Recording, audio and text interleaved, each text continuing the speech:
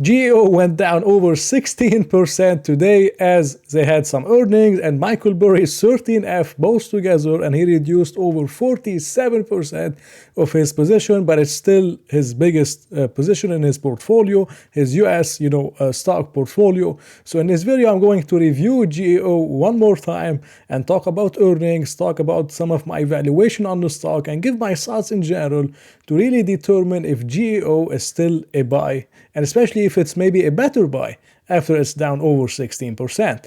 Now, most of you know me here on YouTube for doing Michael Burry's videos, and I have a long history with GEO. My first video on GEO was whenever GEO was around $5.30 or $5.40 per share, and this is when I first bought GEO at $5.55, and then I sold it at $8. Then it went down to like $6, and I bought it again, and then I sold it again, and then I bought CoreCivic, and then I sold some of CoreCivic around 13 whenever it went up on the elections. And it's just been a long history with Michael Burry's stocks, GEO and CoreCivic. So it's been a long time since I didn't do a review on the stock, and it's going to be very interesting to actually look at some of the stuff that they did and give my thoughts in general on it. And I'm also going to do some analysis on other Michael Burry stocks, like for example MGM Resource and a couple of other ones. So if you're interested in such things, make sure you subscribe to the channel so you can get notified whenever I actually do those videos. By now I'm sure most of you are familiar with it. They have the private prisons, they lease them to the US government.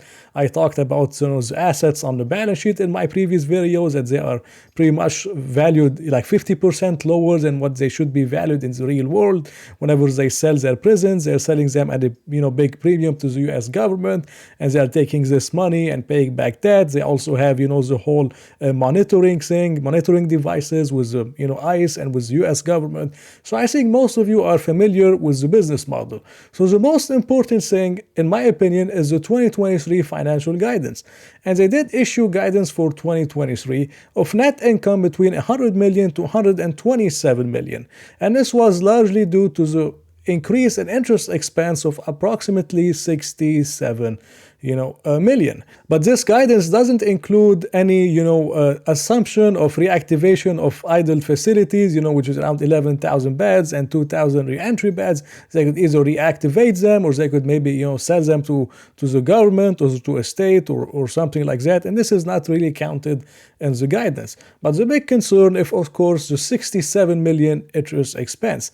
And GEO pretty much had no choice around this whole thing, as they had to restructure the debt. They had over $1.7 billion of debt due in 2024, and it's pretty much impossible for them to actually be able to pay that much debt. So they have the transactions that they made not long ago, and I mentioned in my old videos that this was a catalyst for value realization with GEO as the uncertainty goes away. And this is when the stock, I believe, went up 30 or 35% in like 3 or 4 weeks, which I remember was pretty amazing. But this is a big difference from the debt restructuring. The 1.7 billion is not due in 2024 anymore. It's spread out between 2026 to 2028, with over $1 billion due in 2027. Now again, to be honest with GEO, they have $95 million of cash, and their guidance is on the low around 100 million.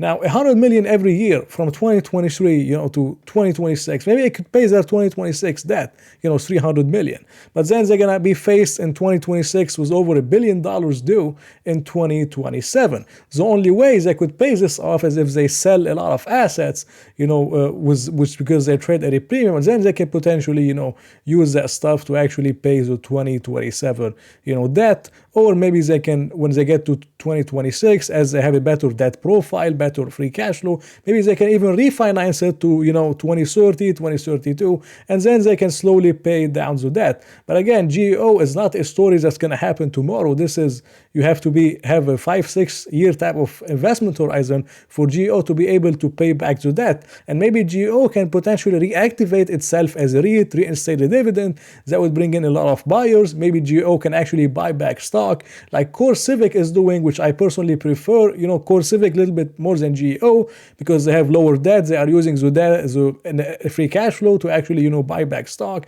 And this is not something that GEO can do. But GEO can actually, pay back those debt and actually save the interest expense, which is going to provide tremendous value for shareholders. But looking at the 100 million of expected net income, that would put GEO around 12 times earnings on a $1.2 billion market cap. And 12 times earnings is pretty much aligned with the mean of around 13 times earnings, and is traded as high at 23 times earnings over the past 5 years. So 12 times earnings is actually not really expensive for the company. But again, for the debt profile and with the interest expense, you might be able to make an argument that it could be a little bit on the higher side for GEO. When I first bought GEO, it was trading like at 4 or 5 times earnings.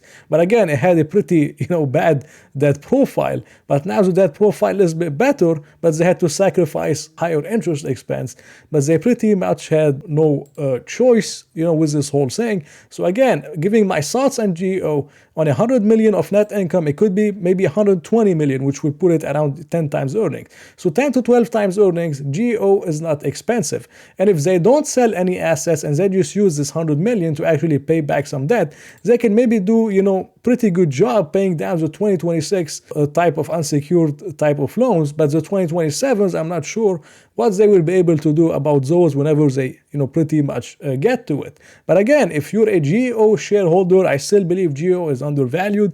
My fair value is somewhere close to $20, especially with their assets, the things they have. But with $20, they're going to have to sell some assets and actually pay back some debt. But I highly encourage you to actually check out CoreCivic. I have many videos on CoreCivic. And trust me, they have a much better debt profile than, GEO. They are buying back stocks. They don't need to, they are not handcuffed to actually just keep paying down debt and stuff. They can actually buy back stocks. They can even do a dividends. They can do anything they want. Their debt profile is much better than GEO, but GEO has much higher growth because of the whole monitoring devices that GEO actually has. So this is the main difference between GEO and CoreCivic. Now, I'm personally not buying GEO at $10 per share. It doesn't mean it can't go higher. I'm just not interested in buying it at this price.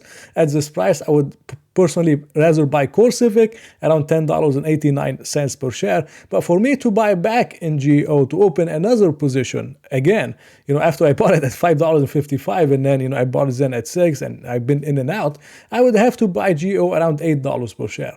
Like $8 per share, $8.50, $7.50 per share. Somewhere around the $8 range, I would be interested in opening a position in GEO. And GEO then would be trading at 7-8 times earnings. And for a company that cannot buy back stock, 7 to 8 times earnings, for my personal taste, is actually fair for the company. So again, I'm not rushing to buy GEO at those prices. I still believe it's undervalued. It could, go up to $20. But again, this is not something I want to bet on at $10 per share. If GEO does get to $7 to $8 per share, that's a much better deal for me. And this is when I would open a position again. So this was my video on GEO. I hope you enjoyed it. If you did, please press the like button and maybe consider subscribing. So I hope to see you in another one.